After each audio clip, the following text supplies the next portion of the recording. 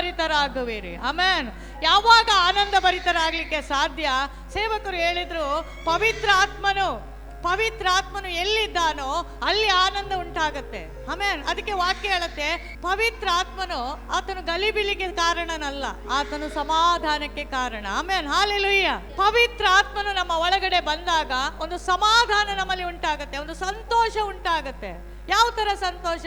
ಪವಿತ್ರಾತ್ಮ ನಿನ್ನೊಳಗೆ ಬಂದ್ರೆ ನೀನು ಎಲ್ಲಿದ್ರೂ ಸಂತೋಷವಾಗಿರ್ತೀಯ. ಆಮೇಲೆ ನಮ್ಮ ಆನಂದ ಈ ಲೋಕದಲ್ಲಿ ಸಿಗುವ ಆನಂದ ಅಲ್ಲ, ಅದು ಪವಿತ್ರಾತ್ಮನಿಂದ ಉಂಟಾದ ಆನಂದ. ವಾಕ್ಯವಾಗಿ ಓದಿಕೊಳ್ಳೋಣ. ರೋಮಾಪುರದವರಿಗೆ ಬರೆದ ಪತ್ರಿಕೆ 14ನೇ ಅಧ್ಯಾಯದ 17ನೇ ವಾಕ್ಯ. ಯಾಕೆಂದರೆ ತಿನ್ನುವುದು ಕುಡಿಯುವುದು ದೇವರ ರಾಜ್ಯವಲ್ಲ, ನೀತಿಯು ಸಮಾಧಾನವು ಪವಿತ್ರಾತ್ಮನಿಂದಾಗುವ ಆನಂದವೂ ಆಗಿದೆ. ತಿನ್ನುವುದು ಕುಡಿಯೋದ್ರಿಂದ ನಮ್ಗೇನಾಗೋದು? ಅದರಿಂದ ಅಲ್ಲ ಆನಂದ ಆಗೋದು. ನಮ್ಗೆ ಆನಂದ ಆಗೋದು ಪವಿತ್ರಾತ್ಮನಿಂದ ಉಂಟಾಗುವ ಆನಂದ. ತಿನ್ನೋದು ಕುಡಿಯೋದು ಎಲ್ಲೋದ್ರೂ ಸಿಗುತ್ತೆ, ಯಾವ ಕ್ಷಣದಲ್ಲಿ ಬೇಕಾದರೂ ಸಿಗುತ್ತೆ. ನಾವು ಏನೋ ಒಂದು ಫಂಕ್ಷನಿಗೆ ಹೋದ್ರೆ ಹೊಟ್ಟೆ ತುಂಬ ತಿಂದು ಉಂಡು ಸಂತೋಷವಾಗಿ ಬರ್ಬೋದು, ಅದಲ್ಲ. ನಮ್ಮ ಆನಂದ ಯಾರಿಂದ ಉಂಟಾಗಬೇಕು? ತಿನ್ನಕ್ಕಿರ್ಲಿ ಇಲ್ಲದೆ ಇರಲಿ ಒಂದು ಆನಂದ ಇರಬೇಕು, ಅದೇ ಪವಿತ್ರಾತ್ಮನಿಂದ ಉಂಟಾಗುವ ಆನಂದ. ಆಮೆನ್. ಹಾಲೆಲೂಯ್ಯ. ಈ ತಿಂಗಳು ನವೆಂಬರ್ ತಿಂಗಳ 2ನೇ ತಾರೀಕಂದು ನಾನು ಕೂಗಿ ಹೇಳ್ತೇನೆ, ಅನೇಕರು ನೀವು ಸಂತೋಷ ಭರಿತರಾಗಿ ನವೆಂಬರ್ ತಿಂಗಳಲ್ಲಿ ನೀವು ಅನೇಕ ಕಾರ್ಯಗಳನ್ನು ಮಾಡ್ತೀರಾ. ಆಮೆನ್. ಹಾಲೆಲೂಯ್ಯ. ನಿಮ್ಮ ಜೀವಿತದಲ್ಲಿ ನವೆಂಬರ್ ತಿಂಗಳು ಮರೆಯಲಾಗದ ಸಂತೋಷವನ್ನು ತಂದುಕೊಡುತ್ತೆ. ಆನಂದ ಭರಿತರಾಗುವಿರಿ. ನೀವು ಆನಂದದೊಟ್ಟಿಗೆ ಹೊಸ ವರ್ಷವನ್ನ ನೋಡ್ಲಿಕ್ಕಾಗಿ ಹೋಗ್ತೀರಿ. ಆಮೆನ್. ಈ ದೇವ್ರ ಮಕ್ಕಳಿಗೆ ಸಿಗುವಂತ ಬಹು ದೊಡ್ಡದಾದಂತಹ ಒಂದು ಆನಂದ ಅಂದ್ರೆ ಅದು ಪವಿತ್ರಾತ್ಮನಿಂದ ಉಂಟಾಗುವ ಆನಂದ. ಈ ಪವಿತ್ರಾತ್ಮ ನಿಮ್ಮ ಒಳಗಡೆ ಬಂದಾಗ ನಿಮ್ಗೆ ಏನೆಲ್ಲ ಆಗುತ್ತೆ ಅಂದ್ರೆ, ಈ ದೀಕ್ಷಾ ಸ್ನಾನ ತೆಗೆದುಕೊಳ್ಬೇಕು ಅನ್ನುವ ಸಂತೋಷ ಆಗುತ್ತೆ. ಆಮೇನ್. ದೀಕ್ಷಾ ಸ್ನಾನ ತೆಗೆದುಕೊಂಡಿದ್ದಕ್ಕೆ ಒಂದು ಸಂತೋಷ ಆಗುತ್ತೆ. ಅಯ್ಯೋ, ದೀಕ್ಷಾ ಸ್ನಾನ ತೆಗೆದುಕೊಂಡೆ ನಾನು. ಅದು ಯಾರಿಂದ ಬರೋದು? ಪವಿತ್ರಾತ್ಮನಿಂದ ಬರುವಂತದ್ದಾಗಿದೆ. ಹಾಗೆ ಆಲಯಕ್ಕೆ ಹೋಗೋಣ ಬಾ ಅಂತ ಯಾರಾದ್ರೂ ಕರೆದ್ರೆ ಸಂತೋಷ ಆಗುತ್ತೆ. ದೇವ್ರ ಮಕ್ಕಳಾದ ನಮ್ಮನ್ನ ಕೇಳ್ರಿ, ಯಾರಾದ್ರು ಒಳಗಡೆ ಒಂದು ಮಧ್ಯಾಹ್ನದ ಊಟ ಇರುವುದಿಲ್ಲ, ಆದ್ರೂ ನಾವು ಸಂತೋಷ ಭರಿತರಾಗಿರ್ತೇವೆ. ಕಾರಣ ನಾವು ಹೇಳ್ತೀವಿ, ನನ್ನ ದೇವ್ರು ನನಗೆ ಕೊಡ್ತಾನೆ, ನನ್ನ ದೇವ್ರು ನನಗೆ ಕೊಡ್ತಾನೆ. ಹೆಚ್ಚಿಗೆ ಕೇಳಿದ್ರೆ ಹೇಳ್ತೀವಿ ನಾವು ಉಪವಾಸದಲ್ಲಿದ್ದೇವೆ, ನಾನು ದೇವ್ರಿಗೆ ಉಪವಾಸ ಮಾಡ್ತೀವಿ ಅಂತ ಹೇಳ್ತೀವಿ. ಕಾರಣ ಪವಿತ್ರಾತ್ಮನಿಂದ ಉಂಟಾದ ಸಂತೋಷ. ಹಾಲೆಲೂಯ್ಯ. ಈ ಸಂತೋಷವನ್ನ ನಾವು ಇನ್ನೊಂದು ಮಾತಿನಲ್ಲಿ ಹೇಳೋದಾದ್ರೆ ಆನಂದ ತೈಲ. ಕುಂದಿದ ಮನಕ್ಕೆ ಉತ್ಸಾಹ ಸ್ತೋತ್ರ. ಆಮೆನ್. ಆಮೆನ್. ಹಾಲೆಲೂಯ್ಯ.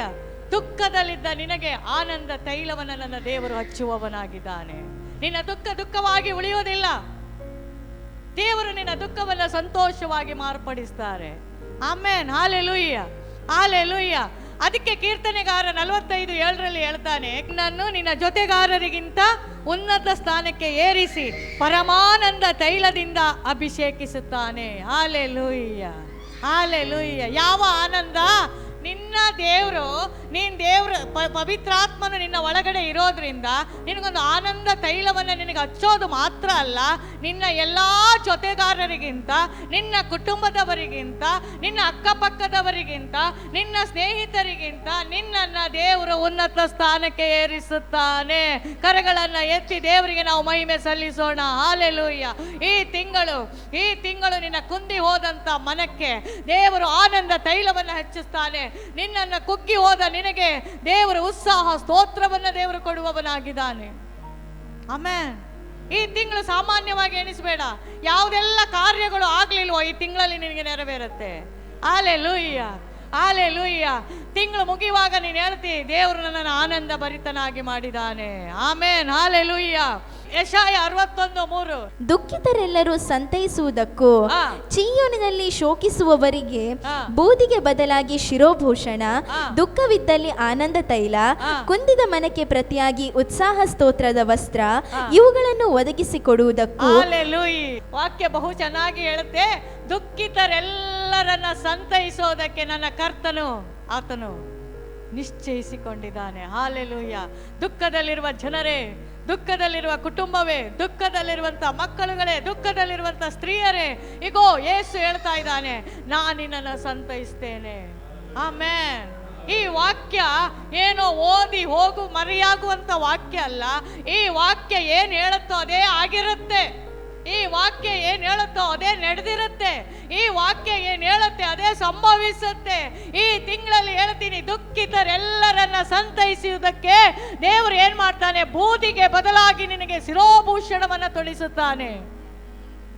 ಯೋಬನ ಹಾಗೆ ಇಷ್ಟು ದಿನ ನೀನು ಕಣ್ಣೀರು ಬಿಟ್ಟೆ, ಯೋಬನ ಹಾಗೆ ಇಷ್ಟು ದಿನ ನೀನು ಕೊರಗುತ್ತಾ ಕುಳಿತುಕೊಂಡೆ, ಇಷ್ಟು ದಿನ ನೀನು ಯೋಚನೆ ಮಾಡಿದೆ ನನಗೆ ಯಾರು ಇಲ್ವಾ ಅಂತ, ಇಷ್ಟು ದಿನ ನೀನು ಹೇಳಿದೆ ನನ್ನ ಕುಟುಂಬವನ್ನ ಕಟ್ಟೋದಕ್ಕೆ ಯಾರು ಇಲ್ವಾ ಅಂತ, ಇಷ್ಟು ದಿನ ನೀನು ಹೇಳಿದೆ ನನ್ನ ಸಾಲ ತೀರಿಸಲಿಕ್ಕೆ ಯಾರು ಇಲ್ವಾ ಅಂತ, ಇಷ್ಟು ದಿನ ನೀನು ಕೂಗಿಕೊಂಡೆ. ಕರ್ತನೇ, ಎಷ್ಟು ದಿನ ಹೀಗೆ ಇರೋದು? ಎಷ್ಟು ದಿನ ನಾನು ಈ ಕಣ್ಣೀರಲ್ಲಿರೋದು? ಎಷ್ಟು ದಿನ ನಾನು ಈ ದುಃಖದಲ್ಲಿರೋದು? ನೀನು ಕೂಗಿಕೊಂಡ ಧ್ವನಿ ನನ್ನ ಕರ್ತನಿಗೆ ಕೇಳಿದೆ. ಈ ತಿಂಗಳಲ್ಲಿ ದೇವರು ಹೇಳ್ತಾನೆ, ನೀನು ಆನಂದ ಭರಿತರಾಗಿ ಹೊರಡುವಿರಿ. Amen, hallelujah. ಬೂದಿಯಲ್ಲಿ ಕುಳಿತುಕೊಂಡ ನಿನಗೆ ಶಿರೋಭೂಷಣವನ್ನು ಕೊಟ್ಟು ದುಃಖವಿದ್ದಲ್ಲಿ ನಿನಗೆ ಆನಂದ ತೈಲವನ್ನು ನನ್ನ ಕರ್ತನು ಹಚ್ಚುವವನಾಗಿದ್ದಾನೆ. ಎಷ್ಟು ಜನ ಈ ವಾಕ್ಯ ನಂಬ್ತೀರಾ? ಹೌದು, ನನ್ನ ದುಃಖವನ್ನು ದೇವರು ಆನಂದ ತೈಲವಾಗಿ ಮಾರ್ಪಡಿಸ್ತಾನೆ. ನನ್ನ ಬೂದಿಗೆ ಬದಲಾಗಿ ದೇವರು ಶಿರೋಭೂಷಣವನ್ನು ನನಗೆ ತೊಡಿಸ್ತಾನೆ. ನನ್ನ ಕುಟುಂಬದಲ್ಲಿ ಸಮಾಧಾನವನ್ನು ದೇವರು ಕೊಡ್ತಾನೆ. ನನ್ನ ಕುಟುಂಬದಲ್ಲಿದ್ದಂಥ ಎಲ್ಲ ಅಶುದ್ಧತೆಯನ್ನು ದೇವರು ತೆಗೆದು ಹಾಕ್ತಾನೆ. ನನ್ನ ಕೆಲಸದ ಮಂಡಲದಲ್ಲಿ ಇದುವರೆಗೆ ಆಗದೇ ಇರುವ ಕಾರ್ಯಗಳು ಈ ನವೆಂಬರ್ ತಿಂಗಳಲ್ಲಿ ದೇವರು ಮಾಡ್ತಾನೆ. ಬಿದ್ದು ಹೋಗಿರುವ ನಿನ್ನ ಬಿಸ್ನೆಸ್ ಅನ್ನ, ಹಾಳಾದ ನಿನ್ನ ಬಿಸ್ನೆಸ್ ಅನ್ನ, ಕೆಟ್ಟು ಹೋದ ನಿನ್ನ ಬಿಸ್ನೆಸ್ ಅನ್ನ ಅದನ್ನ ಮೆತ್ತೆ ಎತ್ತಿ ಉನ್ನತ ಸ್ಥಾನಕ್ಕೆ ಏರಿಸೋದಕ್ಕೆ ಇಗೋ ನನ್ನ ದೇವರು ಈ ತಿಂಗಳಲ್ಲಿ ಆನಂದ ಭರಿತರಾಗಿ ನಿನ್ನನ್ನು ಮಾಡ್ತಾನೆ. ಹಲ್ಲೆಲೂಯ. ಎಲ್ಲಾ ಕಾಲಕ್ಕೂ ಪ್ರಿಯರೇ ದುಃಖ ಇಲ್ಲ. ಎಲ್ಲಾ ಕಾಲಕ್ಕೂ ನಿನ್ನನ್ನು ರೋಗದಲ್ಲಿ ಮಲಗಿಸೋದಕ್ಕೆ ನನ್ನ ದೇವರಿಗೆ ಇಷ್ಟ ಇಲ್ಲ. ಎಲ್ಲಾ ಕಾಲಕ್ಕೂ ನೀನು ಇನ್ನೊಬ್ಬರ ಮುಂದೆ ಎಷ್ಟು ದಿನ ಬೇಡೋದು ದೇವರಿಗೆ ಇಷ್ಟ ಇಲ್ಲ. ಎಲ್ಲ ಕಾಲದಲ್ಲಿ ನಿನ್ನ ಮನೆಯಲ್ಲಿ ಕುಳಿತು ಅಳೋದು ನನ್ನ ದೇವರಿಗೆ ಇಷ್ಟ ಇಲ್ಲ. ನೀನು ಹೇಳಿಕೊಂಡ ಮಾತೇನು? ಕರ್ತನೇ, ಎಲ್ಲರನ್ನ ನೋಡ್ತೀಯಲ್ಲ, ನಾನು ನೋಡಲ್ವಾ ಅಂತ ಕೇಳಿದ್ಯಾ ನೀನು? ಆಮೆನ್. ಕರ್ತನೇ, ಎಲ್ಲರೂ ನಿನ್ನಲ್ಲಿ ಬಂದು ಅಭಿವೃದ್ಧಿ ಹೊಂದ್ರಲ್ಲ, ನನ್ನ ವಿಷಯದಲ್ಲಿ ನೀನು ಯಾಕೆ ಪೆಂಡಿಂಗ್ ಇಟ್ಟೆ ದೇವ್ರೆ ಅಂತ ಕೇಳಿದವರಿಗೆ ಈ ನವೆಂಬರ್ ತಿಂಗಳಲ್ಲಿ ದೇವ್ರು ಹೇಳ್ತಾ ಇದ್ದಾನೆ, ಇಗೋ ನಿನ್ನ ಕಣ್ಣೀರನ್ನ ಕಂಡಿದ್ದೇನೆ, ನಿನ್ನ ಕಣ್ಣೀರನ್ನ ಕಂಡಿದ್ದೇನೆ, ನಿನ್ನ ಕೂಗನ್ನ ಕೇಳಿದ್ದೇನೆ, ನೀನು ಮನೆಯಲ್ಲಿ ಆಡಿದ ಮಾತು ಒಂದೊಂದು ಮಾತುಗಳಿಗೆ ನಾನು ನಿಂತು ಕೇಳಿದ್ದೇನೆ. ಆದ್ದರಿಂದ ಪ್ರಿಯ ಮಗನೇ, ಪ್ರಿಯ ಮಗಳೇ, ನೀನು ಬಿದ್ದು ಹೋಗಬೇಡ, ನೀನು ಕುಗ್ಗಿ ಹೋಗಬೇಡ. ನಿನ್ನ ಬೂದಿಗೆ ಬದಲಾಗಿ ಶಿರೋಭೂಷಣವನ್ನ ನಿನ್ನ ಉನ್ನತವಾದ ಸ್ಥಾನದಲ್ಲಿ ಇಡೋದಕ್ಕಾಗಿ ನಿನ್ನ ಜೊತೆಗಾರರಿಗಿಂತ ಎಲ್ಲರಿಗಿಂತ ನಿನ್ನನ್ನು ಸಂತೈಸ್ತೇನೆ. ಆಮೆನ್. ನಾನೇ ನಿನ್ನನ್ನು ಸಂತೈಸುವವನೇನದಾಗಿ ದೇವರು ಹೇಳ್ತಾನೆ. ಆಮೆನ್. ಮನುಷ್ಯರು ನಮ್ಮನ್ನ ಸಂತೈಸ್ಲಿಕ್ಕೆ ಆಗಲ್ಲ. ಹಣ ಇದ್ದವರು ಬಂದು ನಮ್ಮನ್ನ ಸಂತೈಸ್ಲಿಕ್ಕೆ ಆಗಲ್ಲ. ಹಣ ಎಲ್ಲದಕ್ಕೂ ಬರಲ್ಲ ರೀ. ಹಣ ಬೇಕು, ಆದ್ರೆ ಎಲ್ಲದಕ್ಕೂ ಹಣ ಉತ್ತರ ಅಲ್ಲ. ಪವಿತ್ರಾತ್ಮನಿಂದ ಉಂಟಾಗುವ ಸಂತೋಷ, ಪವಿತ್ರಾತ್ಮನಿಂದ ಉಂಟಾಗುವಂತ ಆನಂದ ನಮ್ಮನ್ನ ಜೀವಿತದಲ್ಲಿ ಚೆನ್ನಾಗಿ ಇಡುವಂತದ್ದಾಗಿದೆ. Amen, hallelujah. ಎಷ್ಟು ಜನ ಈ ತಿಂಗಳಲ್ಲಿ ನೀವು ಸಾಕ್ಷಿ ನನ್ನನ್ನು ವೀಕ್ಷಿಸುತ್ತಿರುವಂತಹ ಅನೇಕ ಜನರು ಇದ್ದಾರೆ. ನಾನು ಕೂಗಿ ಹೇಳ್ತೇನೆ, ನಿಮ್ಮ ಯಾವುದೇ ವಿಷಯದಲ್ಲಿ ನೀವು ಹಾಕಿದಂಥ ಕಣ್ಣೀರು ಈ ನವೆಂಬರ್ ತಿಂಗಳಲ್ಲಿ ದೇವರು ನಿಮ್ಮನ್ನು ಮುಟ್ಟೋದಕ್ಕಾಗಿ ಆತನು ಇಳಿದು ಬರ್ತಾ ಇದ್ದಾನೆ. ನಿಮ್ಮನ್ನು ಮುಟ್ಟೋದಕ್ಕಾಗಿ, ನಿಮ್ಮನ್ನು ಸಂತೈಸೋದಕ್ಕಾಗಿ ಆತನು ಹೇಳ್ತಾನೆ, ಮಗನೇ ಮಗಳೇ, ನಾನೇ ನಿನ್ನನ್ನು ಸಂತೈಸುವವನು. ಒಬ್ಬ ಮನುಷ್ಯನಿಗೆ ಸಾಧ್ಯ ಇಲ್ಲ. ಒಂದು ಉದ್ಯೋಗಕ್ಕೆ ನಿನ್ನನ್ನು ಸಂತೈಸಕ್ಕೆ ಸಾಧ್ಯ ಇಲ್ಲ. ನಿನ್ನ ಶ್ರೀಮಂತಿಕೆಗೆ ನಿನ್ನನ್ನು ಸಂತೈಸಕ್ಕೆ ಸಾಧ್ಯ ಇಲ್ಲ. ನಿನ್ನನ್ನು ಸಂತೈಸೋದಾದ್ರೆ ಭೂಮಿ ಆಕಾಶವನ್ನು ಉಂಟು ಮಾಡಿದ ನನ್ನ ಕರ್ತನಿಂದಲೇ ಹೊರತು ಮತ್ತಾವುದರಿಂದ ಸಾಧ್ಯ ಇಲ್ಲ. Amen, hallelujah, hallelujah. ಕುಂದಿದ ಮನಕ್ಕೆ ಪ್ರತಿಯಾಗಿ ಉತ್ಸಾಹ ಸ್ತೋತ್ರ. Amen, hallelujah, hallelujah, hallelujah. ಎಷ್ಟು ಜನ ಕುಂದಿ ಹೋಗಿದ್ದೀರಾ? ದೀಕ್ಷಾ ಸ್ನಾನ ಆಯ್ತು, ಸಭೆ ಬರ್ತೀರಾ, ಉಪವಾಸ ಮಾಡ್ತೀರಾ, ಆಮೇನ್, ವಾರ ದೇವರನ್ನ ಆರಾಧಿಸ್ಲಿಕ್ಕೆ ಬಂದ್ರೂ ಏನೋ ಹೃದಯದಲ್ಲಿ ಕುಂದಿದ ಅವಸ್ಥೆ, ಮನಸ್ಸು ಕುಗ್ಗಿ ಹೋಗುತ್ತೆ. ಆಲಯಕ್ಕೆ ಬಂದಾಗ ಮನಸ್ಸು ಹಿಗ್ಗಿ ಆರಾಧನೆ ಮಾಡುತ್ತೆ, ಮನೆಗೆ ಹೋದಾಗ ಮನಸ್ಸು ಕುಗ್ಗಿ ಹೋಗುತ್ತೆ. ಕಾರಣ, ನಿನ್ನನ್ನು ಕುಗ್ಗಿಸುವಂತಹ ದುಷ್ಟನ ಕಾರ್ಯಗಳನ್ನ ಈ ತಿಂಗಳಲ್ಲಿ ದೇವರು ಲಯ ಮಾಡ್ಲಿಕ್ಕಾಗಿ ಹೋಗ್ತಾನೆ. ನಿನ್ನನ್ನು ಕುಗ್ಗಿಸಿದ ವಿಷಯಗಳ ಮೇಲೆ ದೇವರ ಪವಿತ್ರವಾದ ಹಸ್ತ ಇಳಿದು ಬರುತ್ತದೆ. ಆಮೆನ್. ದೇವರ ಮಕ್ಕಳಿಗೆ ರಕ್ಷಣೆಯಲ್ಲಿ ಒಂದು ಸಂತೋಷವಿದೆ. ಆಮೆನ್.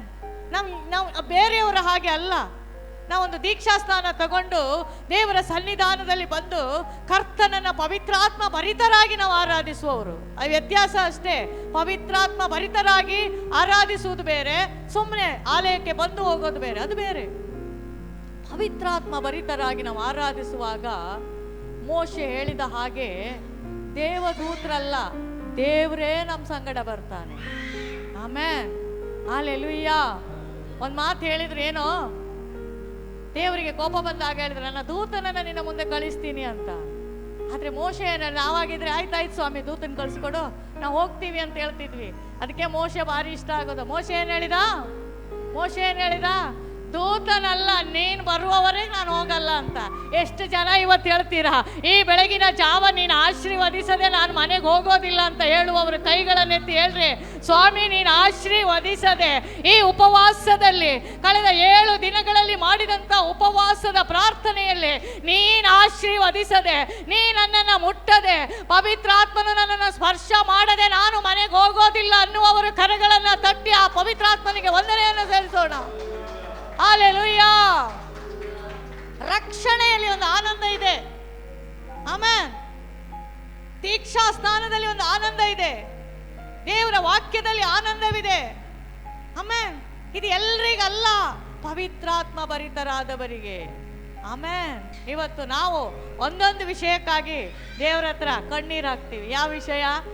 ಯಾವುದೋ ಒಂದು ವಿಷಯ, ಬಿಸ್ನೆಸ್ಸಿಗಾಗಿಯೋ, ಸಾಲಕ್ಕಾಗಿಯೋ, ಮಗನಿಗಾಗಿಯೋ, ಮಗಳಿಗಾಗಿಯೋ, ಹೆಂಡತಿಗಾಗಿಯೋ, ಕುಟುಂಬಕ್ಕಾಗಿಯೋ, ಏನೋ ಒಂದು ವಿಷಯಕ್ಕೆ ದೇವ್ರ ಹತ್ರ ನಾವು ಪ್ರಾರ್ಥನೆ ಮಾಡ್ತೀವಿ. ಆದ್ರೆ ನೀವು ಹೇಳ್ರಿ, ಸ್ವಾಮಿ ನನ್ನ ವಿಷಯ ಬದಿಗಿಡು, ನೀನು ಬಾ ದೇವ್ರೆ ಫಸ್ಟು. ಆಮೇಲೆ ನನ್ನ ಮನೆಗೆ ನೀನು ಬಾ, ನನ್ನ ಹೃದಯದಲ್ಲಿ ನೀನು ಬಾ ಸ್ವಾಮಿ. ನನ್ನ ಖಾಲಿಯಾದ ಹೃದಯ ನಾನು ಯಾರಿಗಾರಿಗೂ ಕೊಡೋದಿಲ್ಲ, ನಿನಗೆ ಕೊಡ್ತೀನಿ, ನೀನು ಬಾ ದೇವ್ರೆ. ಆಮೇಲೆ ಲೋಕದಲ್ಲಿ ಎಲ್ರಿಗೂ ಕೊಟ್ಟು ನೋಡಿದ್ವಿ ಹೃದಯ.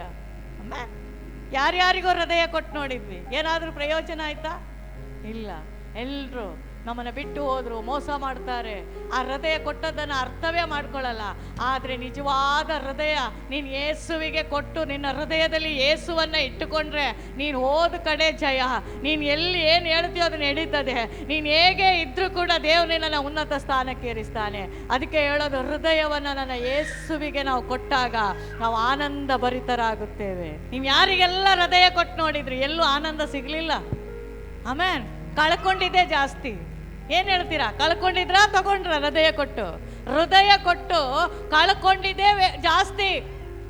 ಆದರೆ ಯೇಸುವಿಗೆ ನಿನ್ನ ಹೃದಯ ಕೊಟ್ಟಾಗ ಹೇಳಬೇಕು, ಸ್ವಾಮಿ ಬೇರೆ ಏನಲ್ಲ, ನನ್ನ ವಿಷಯ ಎಲ್ಲ ಬದಿಗಿಡು, ನೀನು ಬಾ ನನ್ನ ಹೃದಯದಲ್ಲಿ.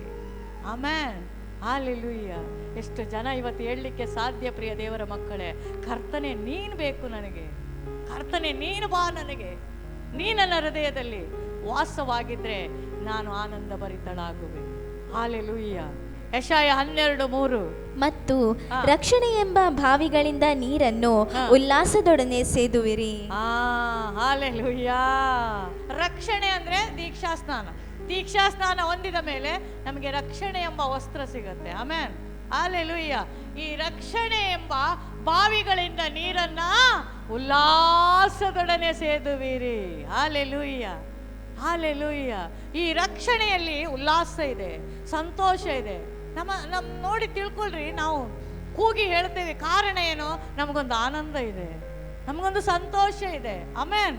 ಆ ಕರ್ತನ ಬಾಯಿಂದ ಹೊರಟ ಮಾತುಗಳು, ಸತ್ಯವೇದದ ಮಾತುಗಳು, ಕರ್ತನ ಬಾಯಿಂದ ಹೊರಟ ಮಾತುಗಳನ್ನ ಓದುವಾಗಲೇ ಒಂದು ಸಂತೋಷ. ಆಮೆನ್. ಅದು ಪನಿಷ್ಮೆಂಟ್ ಅಲ್ಲ. 10 ಅಧ್ಯಾಯ 5 ಅಧ್ಯಾಯ ಪನಿಷ್ಮೆಂಟ್ ಅಲ್ಲ. ನೀನು ಇಷ್ಟಪಟ್ಟು ಓದಿದ್ರೆ ಅದು 10 ಅಧ್ಯಾಯ ಓದೋದೇ ಗೊತ್ತಾಗಲ್ಲ. ನೀನು ಇಷ್ಟಪಟ್ಟು ಓದಿದ್ರೆ 5 ಅಧ್ಯಾಯ ಓದಿದ್ದೇ ಗೊತ್ತಾಗಲ್ಲ. ಆಮೇಲೆ ಈ ವಿಶ್ವಾಸಿ ಮಕ್ಕಳನ್ನ, ದೇವ್ರ ಮಕ್ಕಳನ್ನ ನೋಡ್ರಿ, ತರಕಾರಿ ಸಂತೆಯಲ್ಲಿ ತರಕಾರಿ ಮಾರ್ತಾ ಇರ್ತಾರೆ. ನಾನು ನೋಡಿದ್ದೆ ಎಷ್ಟೋ ಸಲ. ತರಕಾರಿ ಯಾರು ಜನ ಬರಲಿಲ್ಲ ಅಂದ್ರೆ ಬೈಬಲ್ ಹಿಡ್ಕೊಂಡು ಹೋಗ್ತಾರೆ.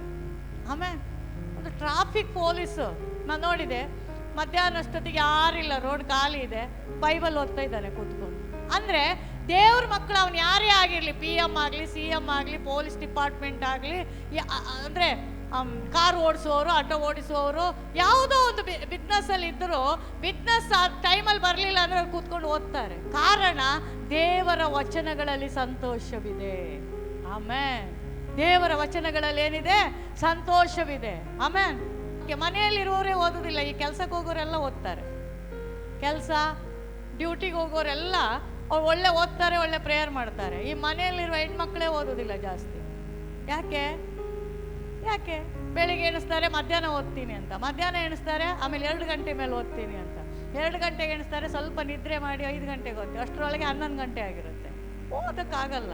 ನಾವೊಂದು ಸಂತೋಷ ಉಳ್ಳವರಾದ್ರೆ ಎಲ್ಲ ಕೂತ್ರು ನಮಗೆ ಬೈಬಲೇ ಓದ್ಬೇಕಂತ ಅನ್ಸುತ್ತೆ. ಕಾರಣ ವಚನಗಳಲ್ಲಿ ನಾವು ಸಂತೋಷ ಪಡುವವರಾಗಿದ್ದಾವೆ. ಆಮೇನ್, ಹಾಲೆಲೂಯ್ಯ. ಈ ಸಂತೋಷ ಸಹೋದರರು ಒಂದಾಗಿರೋದು, ವಚನ ಓದೋದು, ಆಮೇನ್, ಬೈಬಲ್ ಓದೋದು, ಒಂದಾಗಿರೋದು, ಆಮೇನ್, ಅನೇಕ ಕಾರ್ಯಗಳಲ್ಲಿ ನಮ್ಗೆ ಸಂತೋಷವಿದೆ. ಆಮೇನ್, ಹಾಲೆಲೂಯ್ಯ. ಕೀರ್ತನೆ 36:8 ಹೇಳುತ್ತೆ, ನಿನ್ನ ಮಂದಿರದ ಸಮೃದ್ಧಿಯಿಂದ ಅವರನ್ನು ಸಂತೃಪ್ತಿ ಪಡಿಸುತ್ತಿ, ನಿನ್ನ ಸಂಭ್ರಮ ಪ್ರವಾಹದಲ್ಲಿ ಅವರಿಗೆ ಪಾನ ಮಾಡಿಸುತ್ತಿ. ಆಮೇನ್, ಹಾಲೆಲೂಯ್ಯ. ನಿನ್ನ ಮಂದಿರದ ಅಂದ್ರೆ ಆಲಯಕ್ಕೆ ಹೋಗೋಣ ಬಾ ಅಂತ ನಿನ್ನನ್ನು ಕರೆದಾಗ ನೀನೇನ್ ಮಾಡಬೇಕು? ಆ ಮಂದಿರದ ಸಮೃದ್ಧಿಯಿಂದ ಅವರನ್ನು ಸಂತೃಪ್ತಪಡಿಸುತ್ತಿ, ನಿನ್ನ ಸಂಭ್ರಮ ಪ್ರವಾಹದಲ್ಲಿ ಅವರಿಗೆ ಪಾನ ಮಾಡಿಸುತ್ತಿ. ಅಂದ್ರೆ ಈ ಆಲಯಕ್ಕೆ ನಾವು ಎಷ್ಟು ವೇಗವಾಗಿ ಆಸಕ್ತಿಯಿಂದ ಓಡಿ ಬರ್ತೀವಿ ನೋಡ್ರಿ, ದೇವ್ರು ನಮ್ಮನ್ನು ಆಶೀರ್ವಾದ ಮಾಡ್ತಾನೆ. ಆಮೇನ್.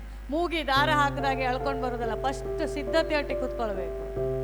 ಶನಿವಾರನೇ ನಾವು ಸಿದ್ಧತೆಯೊಟ್ಟಿಗೆ ಕೂತ್ಕೊಳ್ಬೇಕು. ಆಮೇಲೆ ಬೆಳಿಗ್ಗೆ ನಮ್ಮನ್ನು ಯಾರೋ ಎಳ್ಕೊಂಡು ಬರೋದಲ್ಲ, ಬೆಳಿಗ್ಗೆ ನಮ್ಮನ್ನು ಜೋರು ಮಾಡಿ ಬರ್ತೀಯ ಇಲ್ಲ ಕೇಳೋದು, ಆಲಯಕ್ಕೆ ಬರೋದಲ್ಲ.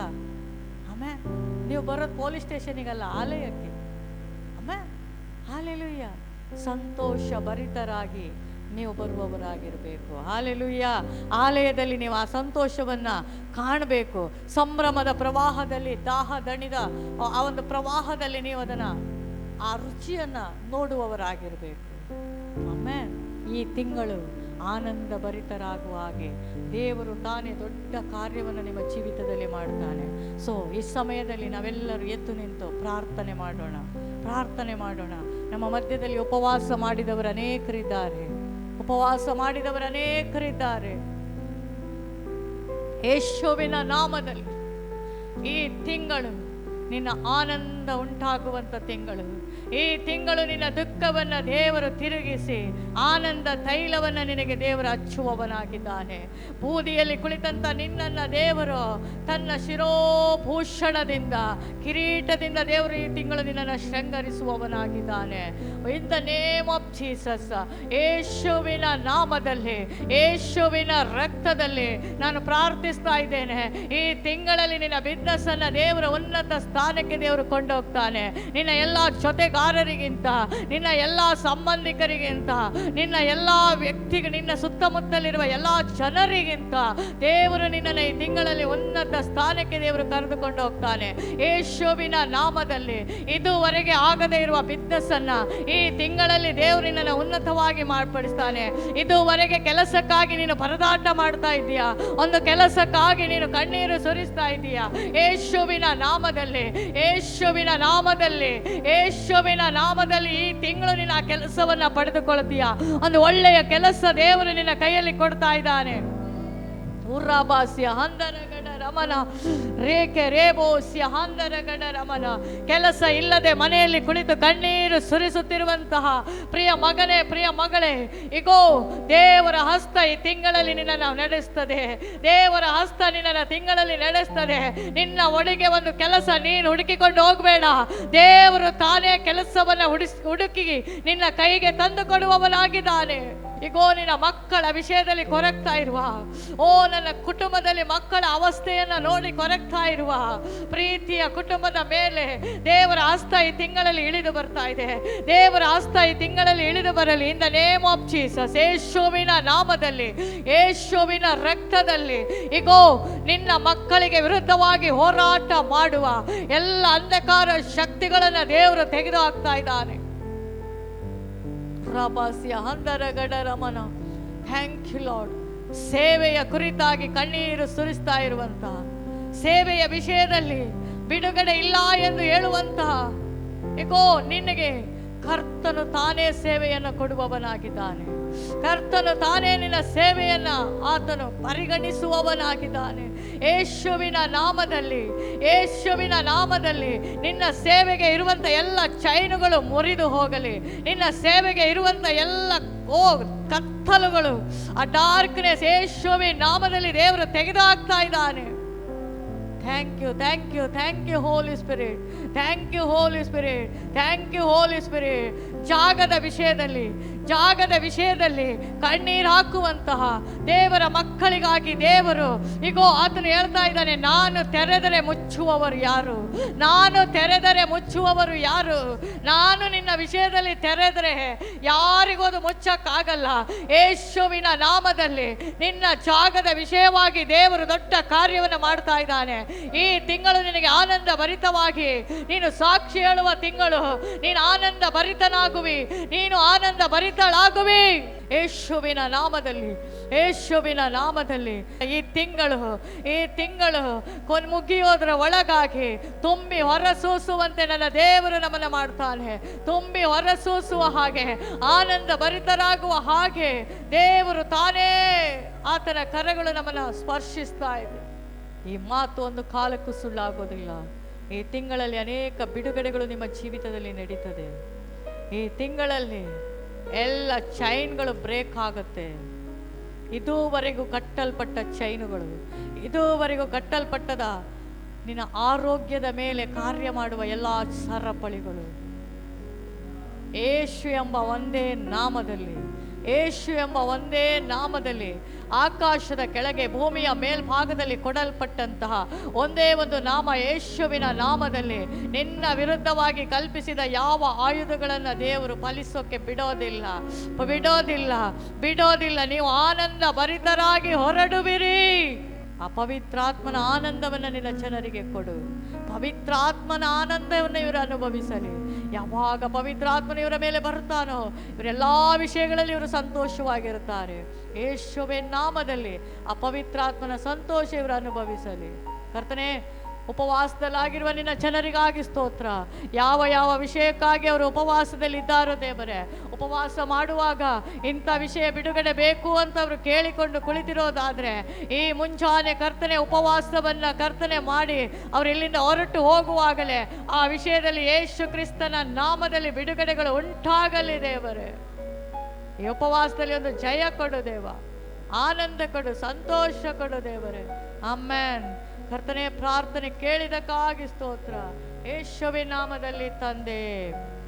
ದುಃಖದಲ್ಲಿದ್ದ ನನ್ನ ಆನಂದ ತೈಲ ಹಚ್ಚಿ ಮುಂದಿದ ಈ ಮನಸ್ಸಿಗೆ ಉತ್ಸಾಹ ಸ್ತೋತ್ರ ತಂದೆ. ದುಃಖದಲ್ಲಿದ್ದ ನನ್ನ ಆನಂದ ತೈಲ ಹಚ್ಚಿ ಮನಸ್ಸಿಗೆ ಉತ್ಸಾಹ ಸ್ತೋತ್ರ ತಂದೆ. ಕ್ರಿಸ್ತಾನಿ ಮಹಿಮೆಯನ್ನು ವಸ್ತ್ರವಾಗಿ ಧರಿಸಿದೆ. ಕ್ರಿಸ್ತಾನಿ ಮಹಿಮೆಯನ್ನು ವಸ್ತ್ರವಾಗಿ ಧರಿಸಿದೆ. ಅಯ್ಯ ಸ್ತೋತ್ರ ಸ್ತೋತ್ರ ಸ್ತೋತ್ರ, ಯೇಸುವಿಗೆ ಸ್ತೋತ್ರ. ಕೃಪೆಯಲ್ಲಿ ನನ್ನ ನಡೆಸಿ ಹೊಸ ಕಾರ್ಯ ಮಾಡಿರುವೆ. ಅಯ್ಯ ಸ್ತೋತ್ರ ಸ್ತೋತ್ರ ಸ್ತೋತ್ರ.